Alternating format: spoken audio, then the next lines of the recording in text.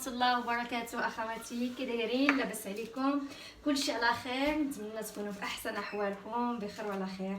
اليوم جيت معكم فيديو جديد ووصفه جديده من وصفات ساره نور. اليوم اخواتي جينا نهضروا على واحد الفيديو، واحد الوصفه اللي هي غنيه ومتكامله ان شاء الله. غادي نقدم معكم التنظيف ديالها والطريقه باش غادي نصوبوها للاكل، ونهضروا لك على الفوائد، نهضروا كذلك على الفوائد ديال هاد الوصفه ان شاء الله. قبل ما نبداو ننظفوه، بغيت نقول للاخوات اللي تدخلوا يشوفوا القناه ديالي واللي اول مره غادي يدخلوا يشوفوها يديروا ابوني ويفعلوا الجرس ويخليوا لي تعليقات ديالهم ويديروا اللايك. اخواتي الوصفه ديال اليوم اللي هي البوزروك، حنا كنقولوا له باللغه العربيه باللغه المغربيه البوزروك. اوكي، وهو في باللغه العربيه تيقولوا له المحار البحر، او تيقولوا له بلح البحر، بلح البحر. حنا تنقولوا له بالمغربيه البوزروك. حنا غادي نوريكم الطريقه ديال التنظيف ديالو، وغادي نهضر لكم شي شويش على الفوائد ديالو، باش الانسان اللي ما عمرو استعمل، ما عمرو كلا وما تيزعمش انه ينقي فيه تماره شي شويش، ينوض يشريه ويستعملو وياكلو، لانه صحي وغني كثير من الفيتامينات والمعادن، ومنهم هاد الفيتامينات فيتامين سي وفيتامين بي وفيتامين 12، وفيه الفولات والحديد والفوسفور والمغنيسيوم والسيلينيوم والزنك واوميغا 3، وما ادراك ما اوميغا 3، عديد، انا قلت لك عديد من المعادن والحديد، يعني صحي 100%. حنا بهذا الوقت اللي حنا فيه بالوباء وكورونا وهادشي، الله يعفو علينا وعلى الجميع، الله يشفي الجميع، انه تيقوي المناعه وتعطي واحد الطاقه للجسم ديالنا حنا بزاف، وسيرتو للبشره ديال النساء والطاقه للرجال. المهم فوائد عديده، ما نقدرش نشكر لكم فيه لانه فوائد عديده. ان شاء الله غادي نبداو معكم بالتنقيه ديالو. اللي غادي يقوم بالتنقيه ديالو هو الزوج ديالي، هو لي سبيسياليست ديال التنقيه ديالو ان شاء الله. غادي يوريكم كيفاش تنقيوه، كيف كيكون. بحال دابا ها غادي نقيها، كتكون بهاد الشعيرات هادي، تحاول تنقي هاد الشعيرات، وبعد الوحدات تتكون فيهم هاد الخز هذا تا هو تيزول وتيولي نقي ما فيه والو. كي كتشوفوا هو تيحيد ديك الخز اللي تيكون في التحت، وحيد ديك الشعيرات اللي تيكونوا هنا، وما تيولي رائع ما فيه حتى شي حاجه. وديك الساعات يمكن الانسان يطبخوا باش ياكلوا، واللي باش ياكلوا بنادم باش يطبخوا وصفات عديده، منها هاد الوصفه ديال اليوم ان شاء الله غادي نشاركها معكم حتى هي من الاول حتى الاخر. نتمنى انكم تتابعوا معايا هذا الفيديو من الاول حتى الاخر باش تشوفوا طريقه التنظيف وطريقه الطهي، وكذلك ان شاء الله غادي يعجبكم الا جربتوا هذا الفيديو، الا جربتوا هذه الوصفه ان شاء الله انها غادي تعجبكم. انا متاكده لانها كي قلت غنيه بالمعادن والحديد، وحنا في امس الحاجه في هذا الوقت اننا نقوي المناعه ديالنا ونعطيو طاقه شي شويش للجسم ديالنا. غادي نخليكم شويه مع الزوج ديالي اللي غادي يقوم بالتنظيف هذا بلح البحر او البوزروك.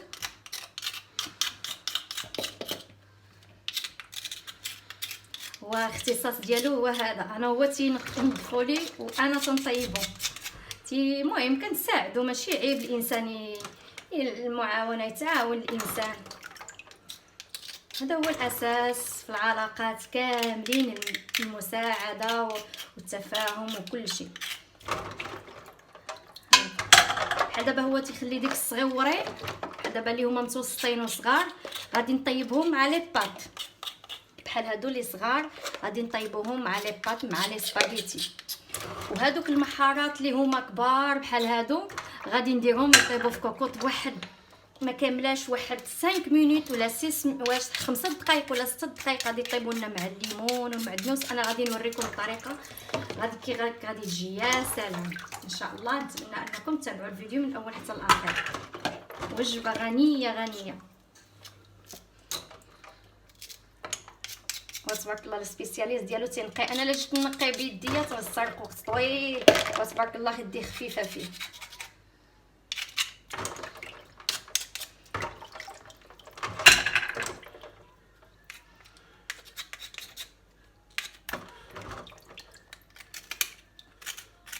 كاينين شي وحدات تيكون فيهم ديك الخز ديال البحر لاصق فيهم في القشر ديالهم، تيخص غير بالموس يزولوه صافي، كتولي نقيه الصغير لهنا والكبير لهيه.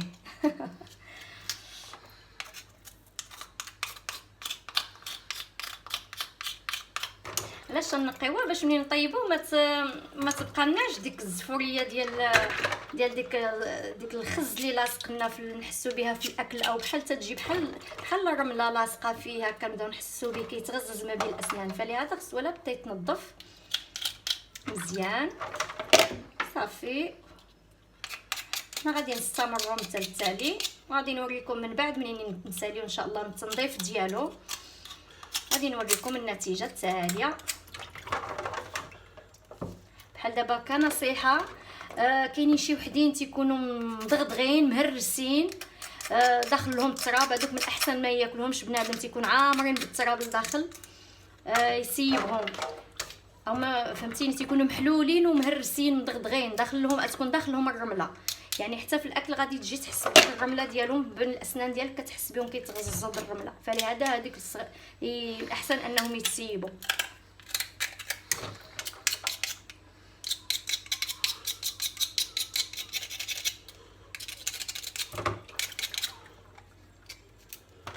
تجي ولا اروع. هاد حنا ملي تيكونوا غادي النهار غادي نطيبوا فيه هاد البحر وهذا الشيء، تيكون عندنا غزال هاد النهار، تيكون لان تبارك الله غني.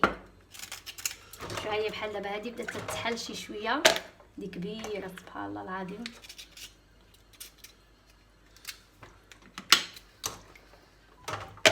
غادي نصور معكم وحده اخرى الطريقه ديالها، وغادي نكملوا نستمروا حنايا في التنظيف ديالو.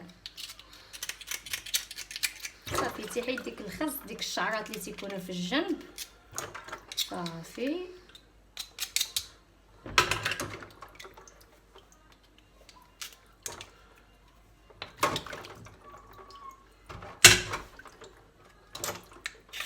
ها هو خوتي، من بعد منين نقيناه مزيان نظفناه، هانتوما بقى فيه حتى شي حاجه، نتنظف مزيان من اللور ومن القدام وغسلناه مزيان. غير هي واحد الفكره ما قلتها لكمش في الاول، فاش كنا كنغسلوه كان الزوج ديالي دايرو في الماء، دايرو الماء والملحه، لان حنا كتعرفوا هاد البلاد ماشي ما فيهاش البحر، يعني يجي شويش باسم، فقد ديك المذاق ديال البحر ديالو د الملوحه. فلهذا في الغسيل في الماء ديالو ديروا فيه الماء والملحه. اما الا كنتو متواجدين في مدينه فيها البحر، يعني شريتوه من ديك البلاد، حنا تيجي بلاد بعيده بحال دابا هذا هاد بوزروك ديال اسبانيا وحنا في فرنسا، يعني راه فهمتيني. اما البلاد اللي فيها المدينه اللي كيكون فيها البحر ما تيحتاجش الانسان يدير له الملحه، غير الماء تيغسلو غير في الماء. اما حنايا درنا له الماء والملحه. المهم كنضفناه مزيان ولا نقي ما فيه حتى شي حاجه. المهم انا غادي ندوز معكم الوصفه اللي غادي نقدموا اليوم ان شاء الله.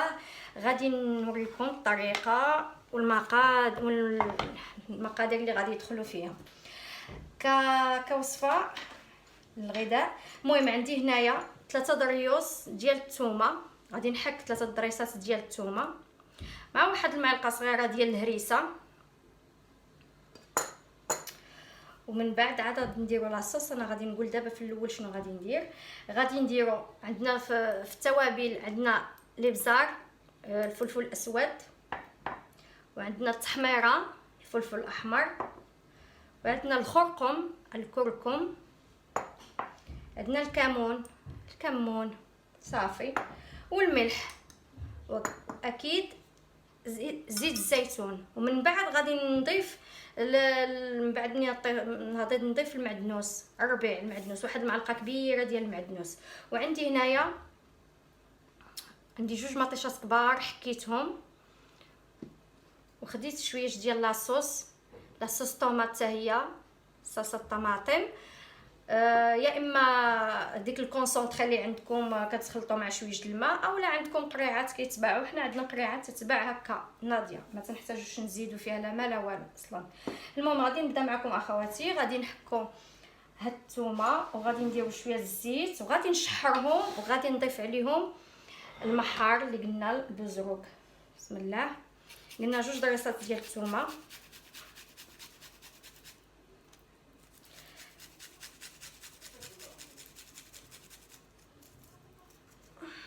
صافي وجبه غزاله هذه تجي. هاد الوجبه هذه من ايطاليا، الطريقه الايطاليه من المطبخ الايطالي بالنسبه في المطاعم، بالاخص في المطاعم الايطاليه في لي ريستون ديالهم.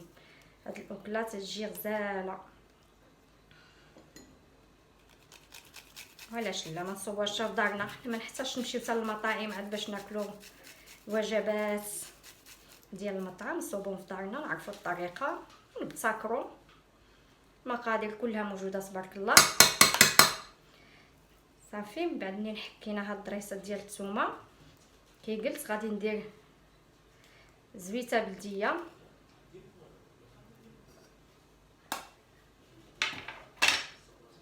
ناخذ شويه ديال الزيت البلديه. انا تنفضل نطيب بها، اللي ما بغاش يدير الزيت المائده. بسم الله.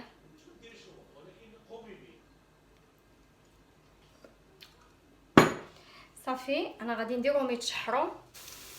هانتوما كنشحروا هاد التويمه مع الزيت البلديه. العافيه تكون شويش قليله. غادي نضيفوا هاد المعلقه ديال الهريسه.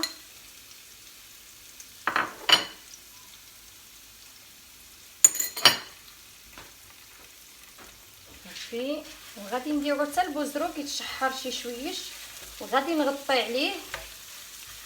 انا غادي نوريكم لان خصو باش نعرفوه طاب كيتحل. بحال دابا هو مشدود،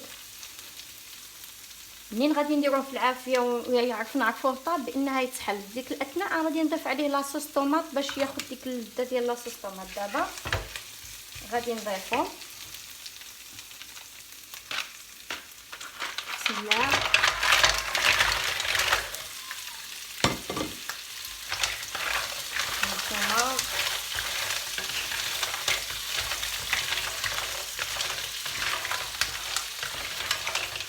غادي يتحل.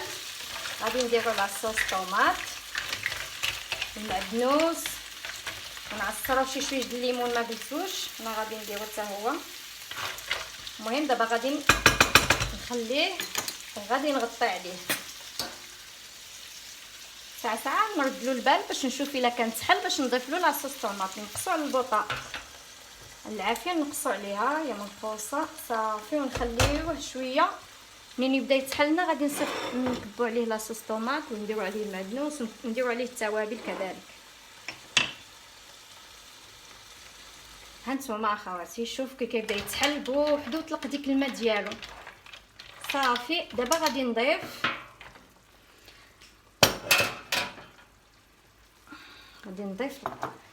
لاصوص طوماط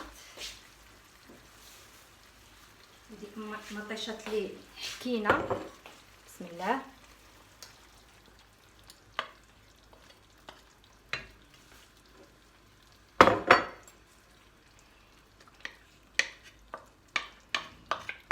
تجي اكله يا سلام لذيذه. نضيفوا المعدنوس، واحد معلقه كبيره د المعدنوس تيتماشى مزيان مع المعدنوس. دابا غادي نضيفوا التوابل. اول حاجه غادي نبداو بالملحه، ما نكثروش لان ما عرفناها. غادي ندير شي شويه ديال الملحه، واحد نصف معلقه صغيره، حتى من بعد ندوق لاصوص. صافي وغادي ندير شويه د الخرقوم، معلقه هكا صغيره ما مملوءاش، نصف معلقه صغيره ديال الكركم،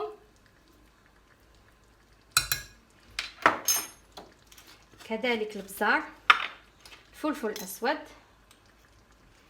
حتى هي نصف معلقه،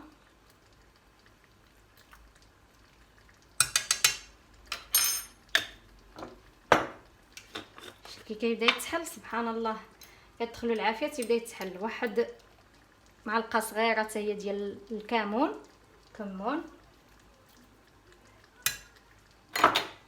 معلقه صغيره ديال الفلفل الاحمر تحميره، بابريكا كلها شنو تيسميها، معلقه صغيره.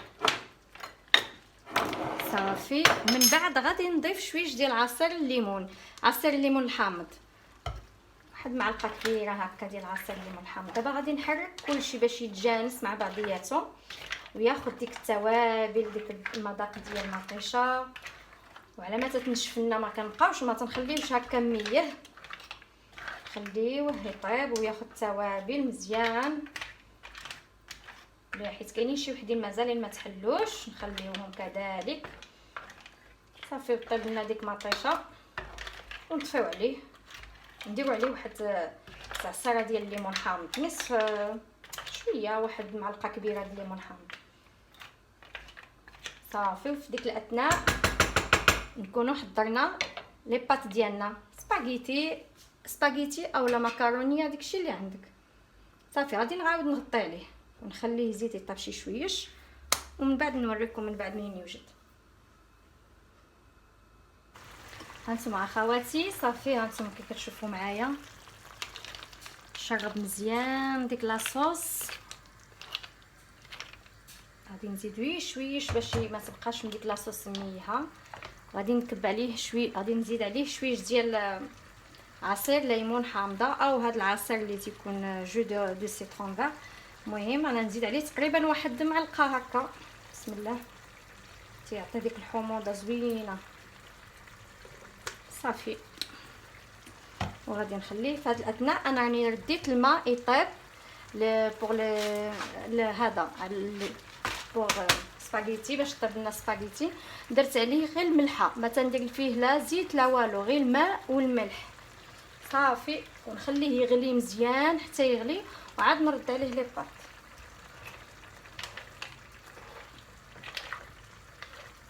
حنا تنشوفوا البزروك ديالنا كله تحل. دابا بقى لنا غير ديك لاصوص ديالنا شويش تعقد، ما تبقاش هكا ميها، ونطفيو عليه. صافي. ونتركوه حتى لما طيب لنا لي باط. غادي نخلط كلشي وغنتنوع لكم الطبق النهائي. في هذا الاثناء شي شويه بلاتي شويه غادي نرد سميتو البزروك الاخر، حيت حنا درنا جوج، درنا شويه سميتو في لي باط مع لي باط ناكلوه، وشويه غادي نديروه غير هكا ناكلو. غادي نديروه غادي نديرو عليه الليمون والمعدنوس وشويه ديال الملحه، وما غاديش وغادي نضيفو عليه غير شي شويه ديال الماء، غير شويه، لانه هو اصلا تيطلق الماء. وغادي نردوه كوكوط يطيب لواحد منين تصفر الكوكوط، نحسبوا له واحد 15 دقيقه هكا، ونطفيو عليه كيتكل غير هكا يتقشر وتاكلو. اما هذا درناه مع لي باط، يعني جوج طريقات يمكن لك تاكل باش تصوبي هاد البلح البحر. تاكليه مع لي سباغيتي اولا مكرونيه، داكشي اللي عندك، وتاكلي يمكن لك تاكليه غير هكاك بوحدو مع الليمون والمعدنوس، تيجي واحد اللذه ما نقولكمش. ان شاء الله الا جربتوه غادي ترحموني عليه، لان طبق عاوتاني من نوع مختلف تيجي يا سلام. ها هي بدات ديك لاصوص تختار شي شويش معانا. صافي. ما غاديش نخليوها تختار بزاف باش تفك لنا لي باط مزيان، باش تخلي لنا ديك المذاق. صافي. نزيد غير شي شويه ونطفي عليها. صافي. حنا غادي نردو هاد البزروك ديالنا يطيب حتى هو. قلنا ما كنضيفوش عليه الملحه، سمحوا لي قلت الملحه، قال لي راجلي نو اصلا هو مالح، ما عنديش نديروا له الملحه. غادي نضيفوا عليه واحد نصف ليمونه حامضه قطعناها على هذا الشكل، والمعدنوس.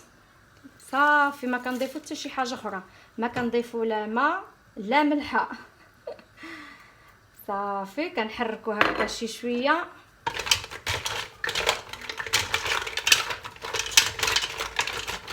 كنخليوه يطيب واحد 15 دقيقه هكا.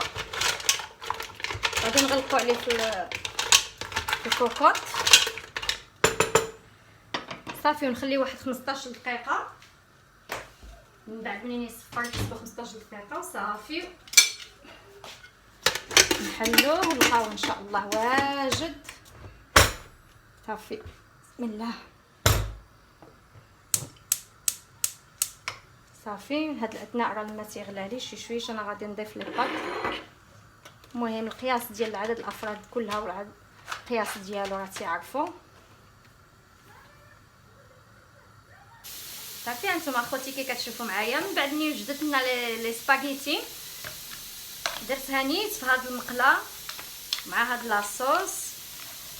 هانتوما كي كتشوفوا كي كتجي معنا يا سلام اكله ولا اروع، ريحتها غزاله. صافي بقى لنا دابا غير نقدموها ان شاء الله في الاطباق ديال غادي ناكلوهم ان شاء الله. تاكلوهم نتوما ان شاء الله بالصحه والراحه. اللي بغيتي تضيفوا شويه ديال الفرماج غطي ضيفوا، لا ومبغيتوش بلاش. انا غادي ندير غير شي شويش لان باش نذوقوا شويه ديال مذاق ديال الحوت ومذاق ديال البوزروك بالضبط. هانتوما كي كتشوفوا معنا كتجي غزاله ان شاء الله. ان شاء الله نتمنى منكم انكم تجربوها. منين توجد ليها هي دابا البوزروك الاخر اللي درت في الكوكوط راه ما بقى له والو يوجد، حتى هو غادي نقدمو معكم تشوفوا كي غادي يوجد في التالي. صافي دابا ما بقى ليا غير نقدم في الاطباق ديالي ان شاء الله، نوريكم الطبق النهائي في التالي. هو اخوتي الطبق منين وجد معنا صافي طفينا عليه كوكوط كي قلت لكم. منين صفرت كوكوط حسبت 15 دقيقه بالضبط حتى طاب. ها هي طابت حلو كلهم. درنا لهم غير شويه د المعدنوس وشويه والليمون الحامض، لا غير ما زدنا لا ملحه ما زدنا لا ما لا والو. تبارك الله. انا نوريكم كوكوط شحال د الماء تيطلق هو حد ذاته، هو براسو عامر بالماء تيكون.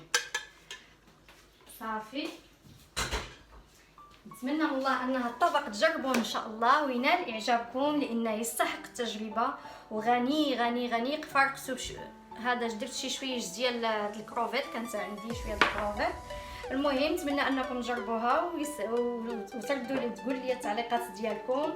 وشكرا والى فيديو اخر ان شاء الله. نتمنى انكم تجربوها وتخليوا لي التعليقات ديالكم لان طبق فعلا يستاهل وغني بالمعادن، وحنا في هذا الوقت حنا في حاجه لهذه الطاقه وفي حاجه لهذه المناعه. المهم ان شاء الله تخليوا لي التعليقات ديالكم وخليوا ديروا لي لايك وتجربوه ان شاء الله بالصحه والسلامه. والسلام عليكم ورحمه الله. الى فيديو اخر تاكلوا ان شاء الله بالصحه والسلامه. انا نوريكم الطبق ديال لي بات كي كيجي ما شاء الله ولا اروع ورائحه يا سلام. صحه وراحه.